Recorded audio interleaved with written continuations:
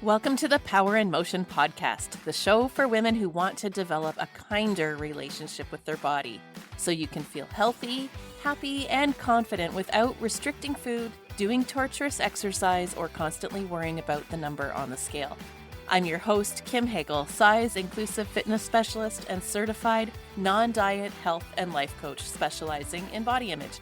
This podcast is here to provide weight-neutral, health at every size aligned information and coaching on sustainable habits and mindset shifts so you can feel your very best in the body you have right now. Let's lace up our runners and go for a walk while we chat. Hey, welcome back to the Joyful Movement Show. This is episode 94, and I'm joined with our sometimes co-host, Lisa MacDonald, today, and we're having a chat today all about, does this count as exercise? And what I mean by that is it's just something that I hear often with personal training clients and people in my membership that they think, well, I did a little bit, I did some stretching, or I went for a 5-minute walk, or I raked leaves, but I should be doing more. That doesn't count. So I thought it would be good to unpack that because I think it's a common thought that what we're doing is not enough. And I just want to dispel that and make you feel like it's okay. What you're doing is okay. Do you ever feel that way, Lisa? Absolutely. And we've talked about it before. So I totally, it resonates with me because you do walk the kids to school, or you do pick them up from school, or just play with them in the backyard.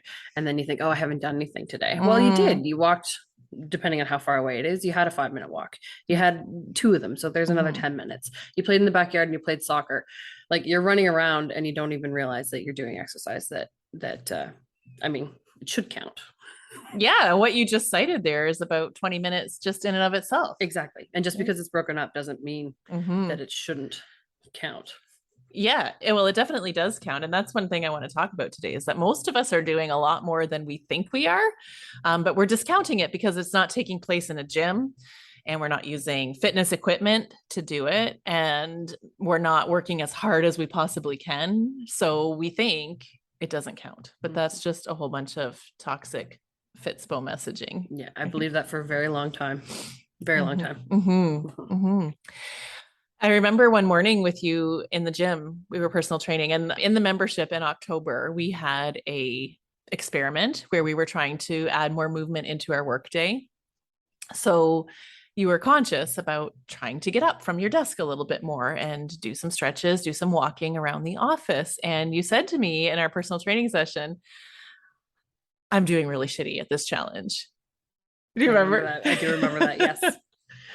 And you reminded me that I'm still doing more than I was doing before. So I'm really not doing badly, and to stop with the negative self-talk because it's more than it was. And even if it wasn't, it's still not bad. Yeah, it's not bad at all. Right. And when we explored it a little more, you said, well, I got up 2 times in the morning, but then I just sat all afternoon. Yep. Right. Basically. Yeah. Like, is 2 times in the morning more than you normally would? Depends on the day. Everything changes, right? Yeah. And I try to, I probably am up more, but I probably made 2 conscious, get up and move breaks. But then there will be the other breaks, like you go to the printer, you grab the coffee, you meet someone at the door that you don't think about. But unless it's like a conscious, I got up to move because I was purposely trying to move more, then it's, again, one of those things that you discount it because you forgot that it really even happened. Right. So the fact that you were conscious about it and you were getting up in the morning on purpose, that's a change. That's a positive change, but you immediately discounted it because you didn't do it in the afternoon. Yeah. All or nothing. Very much. And we're going to talk about all or nothing in a little bit, but I first want to talk about this tendency to only see our faults, to only see what's not working for us. And I think we're conditioned to think that way. We're socialized to not celebrate ourselves. But I want you to think in your body, go into your body and feel what emotions come up when you think this isn't good enough. I should be doing more. That doesn't count. This is all the negative self-talk that you really don't need. Yeah. And it doesn't help you want to move more. No. Not me personally, anyway. This is not a helpful thought, feeling. No, it's not helpful at all. And we know that our thoughts, the way that we think, or our self-talk, creates our emotions. So when we're saying things like that to ourselves, we're going to feel really down and not motivated, not inspired. And then our actions are going to come from that, right? So if you're feeling like inadequate and unmotivated, are you going to want to move more? And we'll use the work example. Are you going to want to get up and move more at work? Because you're already thinking, well, I suck. No, probably Right. not realistically. Yeah. But then I personally am like, well, if I don't move, it's not going to feel better later. Because if you Yes. sit all day and you stand up and you're like, oh man, it's been a while. How long has it been since I got up to move around? And trying to remember that part as Right. opposed to the negative self-talk part, and then Exactly. worry about how it does make you feel and how much better it makes you feel than the alternative, like the sitting Right. down. So what you're saying here is a really good example of how you can choose to think about things that serve you better, right? You're choosing to think a more positive thought system of movement helps me feel better in my body. I have less aches and pains. I have more energy when I move. When you think that kind of thought, how do you feel in your body? What's the emotion that comes up for you? Move more because it makes me feel better, as opposed Right. to when you talk about the negative bits, you're like, whatever. But knowing that getting up and moving more often, my hips are less sore, my neck and shoulders aren't tense from sitting at the computer, like knowing these things, Yeah. and being conscious that you know them are sort of two different things sometimes for me. Right. Right. We can intellectually know them, but we can choose to focus our thoughts on our inadequacies. Absolutely. Right. But if we focus our thoughts on how this is good for me, how this benefits me, all of a sudden your motivation starts to come up. Plus, it's just in your brain. Like, I want to be moving more, right? It's where we put our intention and then the action follows. Yeah. Absolutely. It makes a big difference. So let's talk about the all or nothing, because we tend to think that what we're doing isn't enough. And as you said, like often we underestimate just how active we really are. But what I notice a lot in my line of work is people set the bar really high for themselves. Can you identify with being on an all or nothing cycle? Absolutely. And I've mentioned before, you sign up for something and you think you're going to give it a go, and then you go too hard. Yeah. And then you hurt yourself. And then you don't pick it up again because I can't do everything, or you might need modifications. Then you don't continue it because you feel less than, again, the same sort of routine. So then, well, if I can't keep up, I'm not doing anything at all. But even though a little bit is better than nothing. Every time. Yeah. Either you get hurt, like you say, or what I see sometimes is it's just too much. It's just not sustainable, right? Like you join a new program and you think, I'm going to go every day. I'm going to go to class 5 days a week, and then I'm going to walk on my days off, and I'm going to throw a yoga class in there, like online or whatever, and do that. And we like max out our schedule and leave no space for life to happen. And life always happens, like inevitably, life always happens. And then we end up missing things because we have to prioritize other stuff. And then we internalize, well, I failed. I didn't achieve what I set out for myself. Therefore, I'm a failure. It's like we set the bar so high that this is what we define as success. And it's like perfection. And anything shy of perfection is complete failure. When perfection is so unattainable.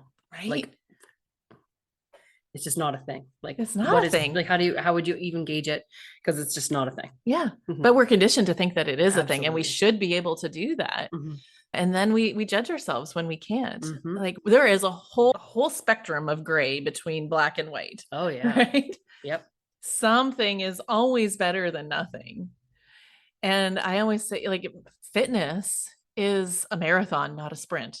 Not that you have to be a runner, but like, you're far better off to do a little bit every day or a few days a week for your whole life than these short bursts of intensity that you can't maintain. And and mentally, physically, like you said, you're doing all this extra stuff. So you want to do the 5 days, the yoga, the everything else, and then you don't have time for life.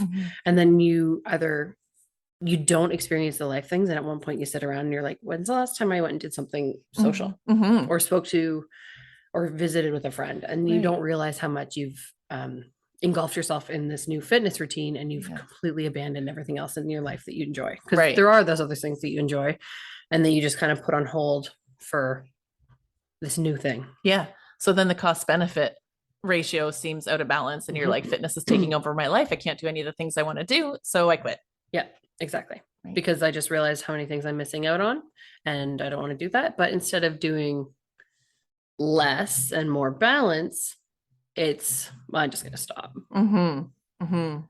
Yeah. So all or nothing isn't a sustainable approach. Oh, it just came to my mind. I was thinking about how I used to work at the YMCA, and we live in a town where there's largely an older population here. So that was a really good eye opener for me working at the YMCA and seeing like most of our membership was in their older years.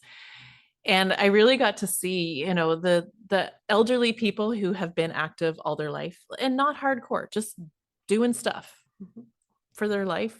Like it was easy for them to continue to do that. And they have the mobility and the stamina and less pain as older adults. And then you'd see the ones who either went in spits and spurts or just never had a fitness habit. And it was so hard for them to get started. But there was this one older woman, and I recently reconnected with her at a big hike that I did. She's in her 70s, and she kicked my butt on that hike. Like she just, oh my gosh, she kept pace with us and like actually came out of the thing, and I was like sore and and she was just like, "How are you doing?" I was like, "Oh, rough." She's like, "Oh, that's too bad." She's just like walked on by me and kept on going. I was like, "Look at her go." I mean, that's amazing, and that just to me highlighted how, all or nothing really isn't the way to go. Just do stuff, just consistency, right? Consistency. And not even like it doesn't have to be the same all the time. So you can still go in ebbs and flows, just more of a gradual change instead of all the incredible peaks and valleys of all the time and then a complete plummet into nothing. Yeah. Just try to keep it more consistent. Yeah. That's what I'm attempting to do with life lately. Yeah. Well, it's a good approach, right? Because how motivated do we feel when we think, first of all, it has to be perfect. It has to be a lot. And you've done that before and it didn't work. Absolutely. Right. Like you automatically know you're going to fail when you try this time. You go gung ho and realize, nope, that's not what I wanted. Yeah. So with each subsequent attempt, you have a little less faith in yourself. Right? Absolutely. Right? Yeah. The faith in yourself. That's a big deal too. Yeah. And then you get into well, can I even do it?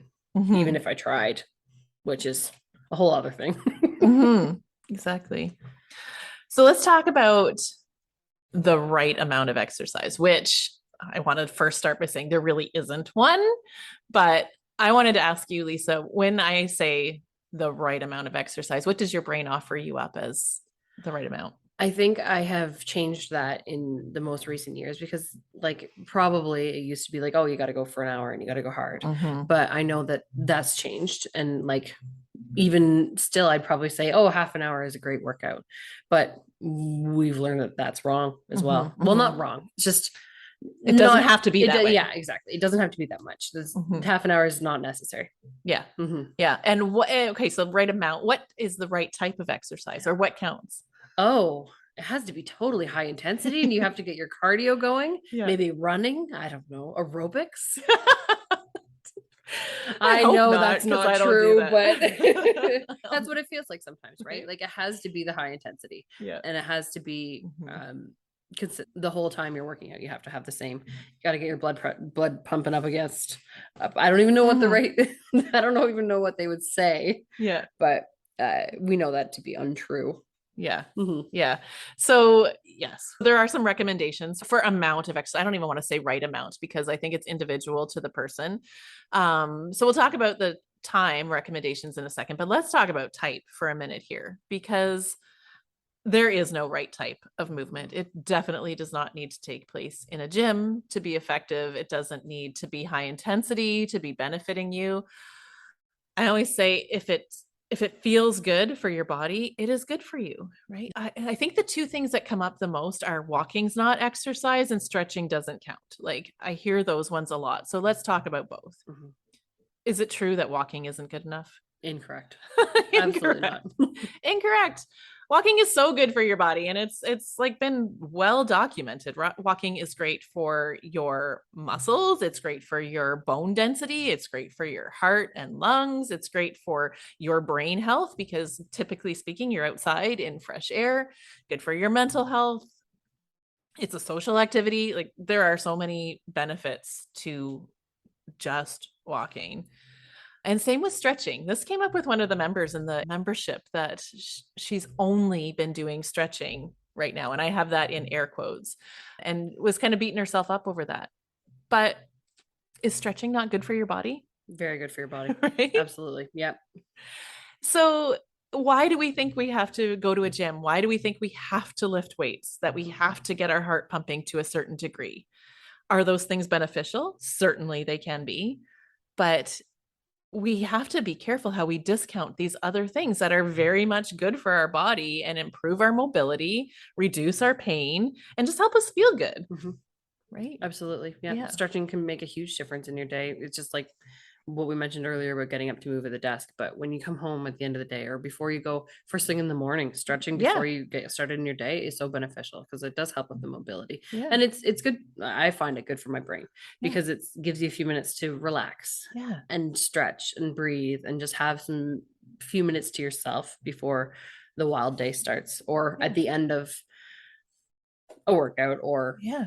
at the end of the day to calm down before bed or relaxation time or whatever it might be. Yeah. It makes a huge difference. It just improves that mind body connection Mhm. too, right? It's that opportunity to check in with yourself and see how you're really feeling Oh, head exactly. to toe. Yeah, Right? check to make sure that like everything feels good. Like, did I pull something when I was, I don't know, doing one of those other activities throughout the day, whether it was hauling a laundry basket upstairs Mhm. or dumping clothes into the dryer, hanging up Yeah. clothes, folding clothes, Yes. mopping the floor. Those are all things that get your body moving and all should count Yes. when you get right down to it. Yeah, so let's not discount those things, Mhm. because and that leads very well into the recommendations for amount of activity. Mhm. And like I say, take these with a grain of salt because it is very individual. But what both Canada and the US recommends as the amount of activity that we should be getting to just have good overall health is 150 minutes of moderate intensity activity a week. So, what you're talking about, like lifting a laundry basket and carrying it up the stairs and bending down and putting clothes in the dryer and scrubbing your bathtub and raking leaves and Mhm. playing with your kids, those all count as moderate intensity activities Mhm. because your heart rate gets up. Yep. That's what moderate intensity is. It's you're feeling your heart rate come up a little bit. You maybe are breathing a little more rapidly. You can still speak in sentences though. Mhm. We don't have to be going hardcore where we can't even catch our breath. And 150 minutes a week works out to 21 minutes a day. But of course, you can split that up and do, 60 minutes today and 20 minutes. It doesn't matter how that's spread out throughout the week, but 21 minutes a day, most of us are doing close to that. If we really sit and pay attention to all of those moderate intensity activities that we do in our day to day life, most of us are pretty close. Yeah, absolutely. And when you think about it that way, you're like, even if I'm not close to doing 20 minutes broken up 4 times during a day, how easy is that? Right? I That's can do 5 minutes in the morning and absolutely. Hmm. And Mhm. it makes you think, oh, maybe I'm not doing so bad. And then Mhm. hopefully, I know in my case personally, that makes me think I could probably even do a little bit more than that. Right. And then it makes you want to. Right. Instead of thinking, I Yes. can't, I don't have time. How do I squish a workout into my day with parenting and work and everything else? And then you're like, wait a minute, 5 minutes here will still help in the long run.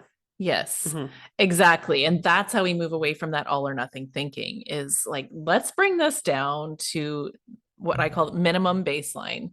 What is the minimum amount that I can do, that I can commit to, that feels good for me and that moves me in the direction I want to go? And like you say, I can split 20 minutes up into 4 or 5 minute intervals. Mhm.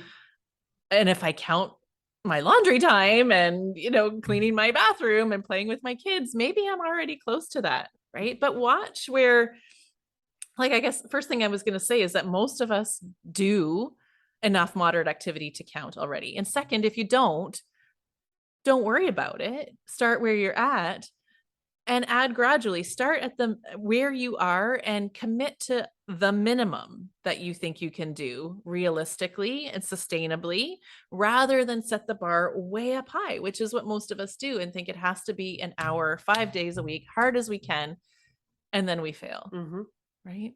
Yeah, it's just not maintainable. Yeah. Yeah.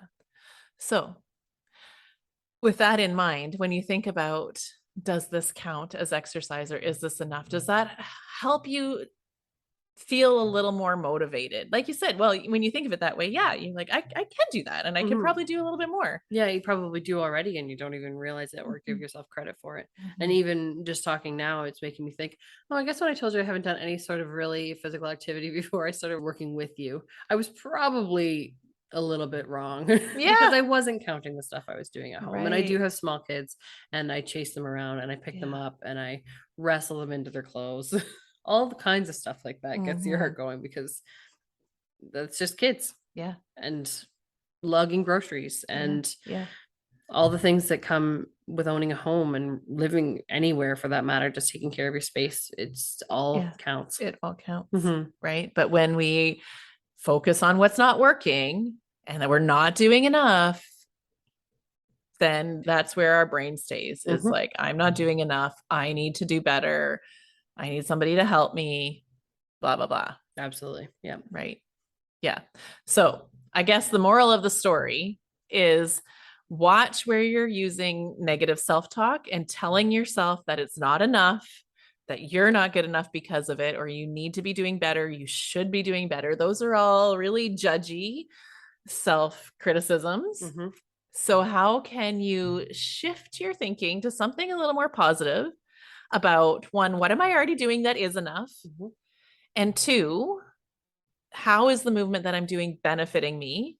Or how would adding something, anything, benefit me even more? Right? When we shift our thinking to a more positive way, and not even positive, but even neutral, and just focus on how this adds to our life, we're a lot more likely to feel motivated. It always comes back to motivated, but we cannot feel that positive feeling of motivation without some positive thoughts behind it. Absolutely. Yeah. And focusing on the wins. Yeah. Instead of anything else. Yes. Celebrate the wins, even the small ones. Right. And you have to train your brain to look for them because we're conditioned to focus on our failures. That's right. And even when I say that, I mean, like, it doesn't have to be a win in anyone else's eyes. Just because you did get the laundry done that day, that's a good deal. And you raked the lawn or you did a bunch of weeding. Those are all small wins for your body. Yes. And even when you, like, those are all things that if you go too hard doing them, you're going to regret it the next day because you are going to be sore. So you have to, those are the things that you don't push on, right? You do what feels good at the time, what you have time for. You don't have to do it all at once. Yep. See what's working. See those ones. Good. Anything else you want to add on this topic? Is there anything else that's in your brain? The biggest thing is the breaking it down to the 21 minutes a day and thinking as baseline, everybody could probably fit 5 minutes 4 times a day. And knowing that that is good enough to start with, like for baseline, like you said, and anything you can add to is great, but to do it all or nothing, it's just not consistent. It's not doable and not realistic. Yeah. Make it achievable. Start small, build as you can. Right. But it's a lot easier to see your success if the bar is set low. That's right. Yeah. Okay. Well, good. We'll leave it with that. Thanks so much for being here with me again today, Lisa. Thank you. Yeah. And thanks for listening. If you loved this episode, of course, we'd love if you would share it on your social channels or leave us a review on Apple Podcasts. And we will see you back here next week. Bye for now. Thanks for tuning into the Power in Motion podcast today.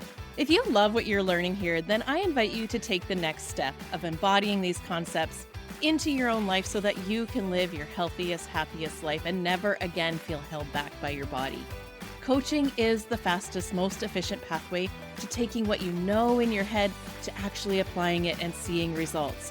Whether you're looking to make changes around movement, food, body image, or all three, I'm here to help you nurture a kind, respectful, and trusting relationship with your body so you can feel your very best. Click the link in the show notes to book a free consultation, and together we'll uncover what's getting in the way of you having the results you want. You'll leave this call knowing exactly what you need to work on, and together we'll explore whether one of my coaching offers is a good fit for you. I can't wait to meet you.